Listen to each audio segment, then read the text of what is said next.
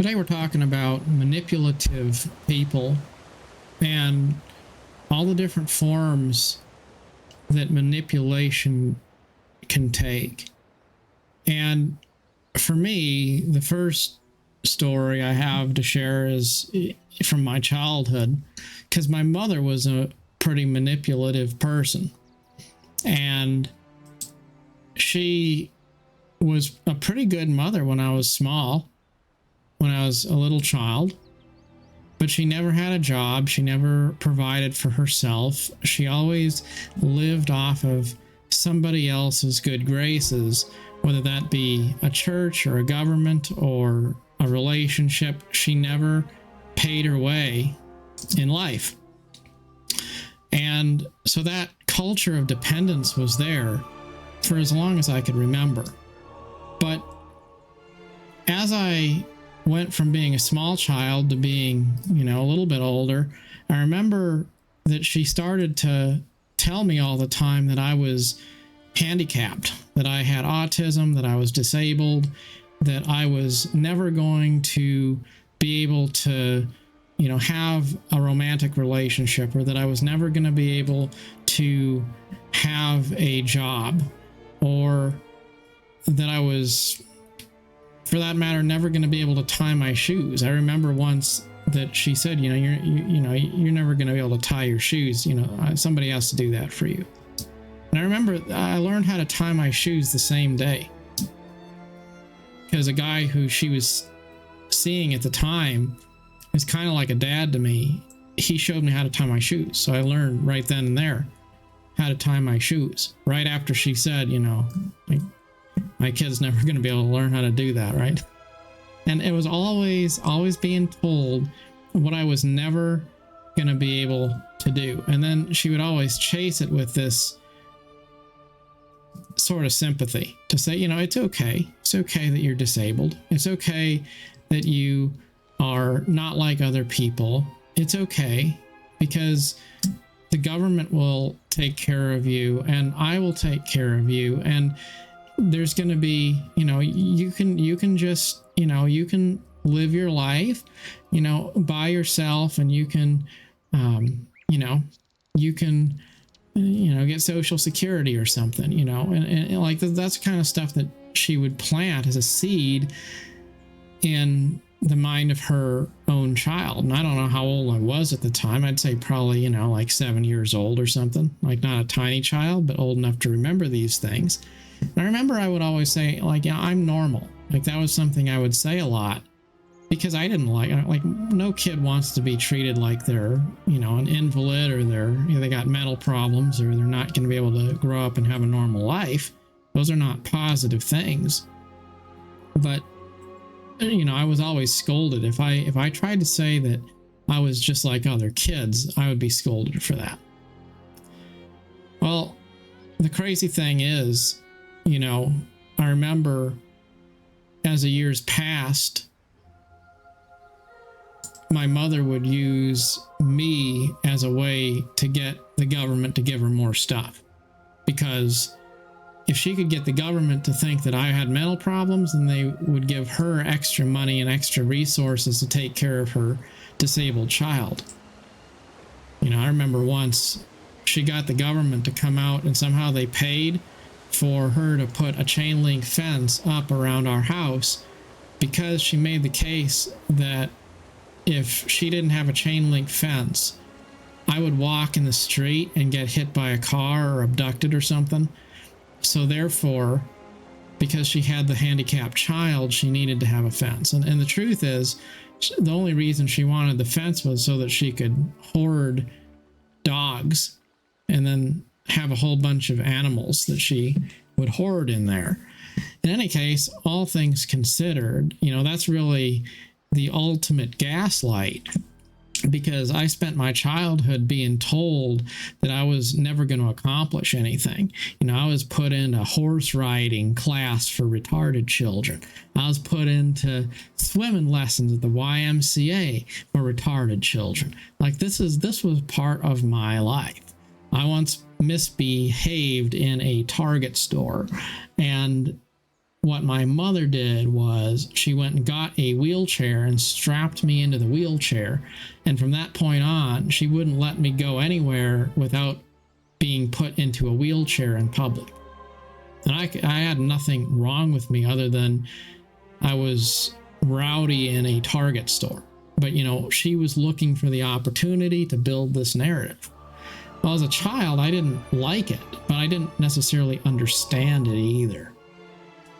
But then as I grew older, then my mother herself started to identify herself as having these mental problems.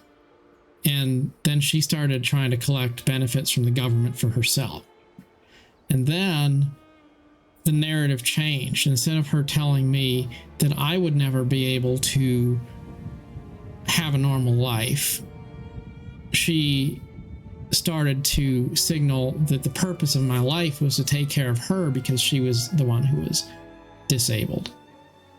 So the thing is, the story changed, but ultimately it was just a lot of manipulation geared toward control. And that was just one story in my life. But it's hard to break out of these things because, you know, you don't want to believe that your own family would basically sacrifice your well-being for their own agenda, right? So in a sense, maybe I was betrayed in some way by all of this. But the only reason I'm sharing it is because it's a good example of being manipulated by someone. And on one hand, I was being told what I would never accomplish. And then later on, I was told by the same person, you know, by my mother, that she would never accomplish anything. Therefore, I should make my life all about meeting her needs because she wasn't able to meet her own needs. And it was just two different stories, but ultimately the purpose was singular. It was the same. The purpose was to manipulate me into doing what somebody else wanted, to give them power. I saw a cartoon that I thought was really interesting, and it was a picture of an elephant chained to a little chair, like a metal folding chair. And the elephant doesn't know that what he's chained up to is just a flimsy little chair, and he could easily just go anywhere he wants, whenever he wants. Because he doesn't know that he's not chained up to something real. He thinks it's real. So he doesn't fight. He doesn't try to escape because he doesn't know he can. And for me, I think in life, that's how it was for a big part of my life. I didn't know that I could get out of these things because people always will try to act like you can't do without them. And the truth is, if you walked away, they're the ones who would have to figure out how to do without you. But they don't ever want you to know that. They don't want you to think about that. Now, I went on through life. Eventually, I got married, and I had an unsuccessful marriage. Lasted, I think, about 3 years. And the funny thing is, during that time, you know, I was married to my wife, and she was a very nice person when she wanted to be. But she also could easily have a double standard where she didn't necessarily want to take responsibility in her life, but she did expect me to have a level of responsibility. And the crazy thing is, I started to realize that in my relationship with my wife, I felt very much like I was reliving my childhood and having the same experience I'd had before with my mother. If I had an opinion, I wasn't allowed to have it. If I wanted to have something that I wanted to do, it was always a problem. Everything was an example of why I was a problem in the relationship. And so I kind of wound up just going into my own little bubble, if you will. And I kind of just started to feel like, you know what, I'm gonna go into the closet and I'm gonna sit in there, and I'm just gonna try to be quiet, and I don't want to be messed with or in trouble. I don't have anything to say, just leave me alone. Because everything is gonna be turned into a thing that makes me feel like I'm somehow inadequate and I'm the root of my spouse's problems and unhappiness. So you kind of, when you get into a situation like that, you just kind of shut down after a while. And then I was just quiet all the time. And then eventually she found somebody else, and she married that person and went off to live her life as she wished. Well, the crazy thing is, out of all that, it was a realization I had, after years of being told that I was the root of all of her problems and that life would be fine if I was just, different in some way. Then she was gone one day. And I realized that, you know what? I was paying the bills when she didn't have money to pay her share. At the end of the day, I was doing things that she benefited from. And when she was gone, life suddenly got so much easier. And I didn't make anybody angry anymore. And I didn't have any problems. And I didn't have any difficulties. Suddenly, it just was, life got really easy. Not saying it's not a little bit lonely, but it sure got easy. And that's kind of weird when you realize that somebody has been telling you that the reason life is hard is because of you, and then they go away. And then you realize that life actually isn't hard at all once they're gone. See, it turns out it wasn't about anything I did, really, probably.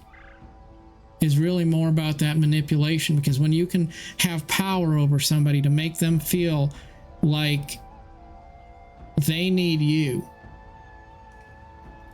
then you can get them to do things for you. And it's like that elephant chained to the folding chair. The elephant doesn't realize he's okay by himself, right? So he stays there because, you know what? How would I feed myself if I didn't have somebody else there to feed me? Well, I don't know. Then you realize you're the one that's paying the grocery bill anyway. And then I'll close with this last example, and that's career. Well, I spent a good decade and a half grinding away for my career, for a job. I remember there's times I went to work so much that I crashed my truck into a telephone pole because I fell asleep driving home after doing 80-hour work weeks. And then I got a rental car while my truck was crashed, and I got it in the shop. It's being worked on. I got a rental car, and then I fell asleep in that and wound up crashing the rental car too. Like, that's how tired I was. Like, I couldn't even figure out how to get enough sleep to be able to safely make it home and back. That was my life. And I put all this time in. And then, like I talked a little bit about this in a previous video, but then I went through a little bit of financial hard times. And then life also started to get easier and better after a while. And, then I realized in current times, I don't have to have that job anymore. I don't need to have that job anymore. And now I have a pretty good work-life balance. I don't have to really worry about it. And I also have the leverage because I've learned I have enough money. I don't need that job. I can take care of myself and find a different job if I need to. If somebody asks me to do something unethical, or somebody asks me to do something that's not respectful to me or others, I don't have to be there. And I've come to realize that in the workplace, just like in toxic relationships, there's these people and they are obsessed with manipulating and with having power. And they want you to be in need of them. They have to be needed. They want their employees to always be living paycheck to paycheck. They want them to always be in a state of dependence so that they can say, you know what, here's what I'm going to need you to do. And then that person's just going to jump real quick and do it. Because you know what? The best employee is the employee who's less than 30 days away from homelessness. Now take somebody and put them in a situation where they don't need you. Well, now you have to ask them. You have to be respectful of their needs and their interests, because if you aren't, well, then you're going to lose them. See, then the employee has the leverage. And maybe that's kind of how it always is. But it goes back to that deception. It's kind of that gaslighting, if you will, to convince somebody that they are dependent on somebody else, that they can't leave. And then the worst part about all of this is that usually these narratives are cemented by the claim of love. Whether it's a company that tells you that we're like a family, or a spouse that says, if you love me, you'll do what I say, or a parent who says, well, I would never, family, we're family. So, of course I would always do what's right for you. It's all the same basic thing. It's people doing shady things and manipulating other people. And they know that as soon as you realize that you have power of your own, then you don't need them and they will lose their power. When I was very small, my mother taught me violin lessons and piano lessons, and she was actually good with instruments. And then she would try to teach me, and I wasn't very good at playing the violin. At least in her mind, I wasn't. And so I wouldn't play in tune. And I just came to realize that every day when she would teach me my lessons, eventually I would start getting in trouble, and then I would get spanked and beat on. And I realized at some point it doesn't matter how much I try to play well, it's not going to be good enough. And it doesn't matter how much I try to say that I'm trying my best, I'm still going to be hit. So, there's a lot of tears. I think I lost a baby tooth that way. In any case, I just remember distinctly there was one time. Out came the spanking stick. It's a normal thing. But I was starting to get a little bit older. And there was a moment where I decided I wasn't going to cry and yell and make a big deal out of it. So I just took the spanking. And I looked at her, and I glared at her, and I laughed. And she was enraged. I just remember this look of absolute hate that she had. And she was so mad that I laughed at her when she was trying to punish me. But I learned that I could take a little bit of pain, and I could deal with it, and I could stand up to her. And you know what? She never laid a finger on me again after that day. Because she realized in that moment she didn't have that power that she thought she had anymore. Not a physical power, but a psychological one. So, I'll close with this. What and who in your life has psychological power over you? You got to think about these things, because as long as you allow those entities to have power over you, you'll never be truly free. And as soon as you allow yourself to be free of those things, well, yes, maybe life will have its loneliness, it'll have its ups and downs, but it'll be your life. And there's nothing worse than taking away a person's sense of self. Unfortunately, that happens a lot in life, where people surrender their sense of self for a job or for a relationship or for their family. And instead of living a life where you can say, this was the life I lived, you never really live your life, because it's always through the lens of somebody else's agenda. Maybe it's even things like social media and politics and all that kind of stuff too. There's always somebody there to tell you what to think, what to do, to give you their 2 cents, to convince you, you can't leave. Sometimes you've got to just walk away. And if you can't walk away, then I'll tell you what you can do. You can find a sense of stoic inner peace.